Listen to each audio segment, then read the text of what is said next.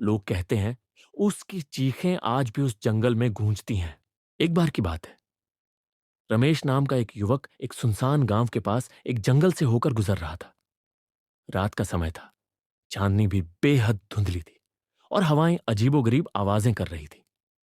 गांव के लोगों ने रमेश को उस जंगल से रात में न जाने की सलाह दी थी, लेकिन वह उनकी बातों को अंधविश्वास मानकर अनसुना कर गया।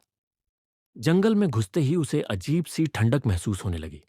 पेड़ों की शाखाएं मानो किसी छाया की तरह उसके पीछे चल रही थी। कुछ दूर जाने के बाद उसे महसूस हुआ कि कोई उसका पीछा कर रहा है।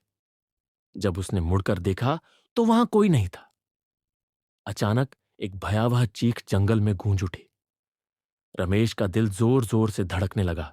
उसने तेजी से भागने की कोशिश की, लेकिन उसके पैर मानो जमीन में धंसने लगे हों। तभी उसके सामने एक पुरानी झुकी हुई औरत प्रकट हुई।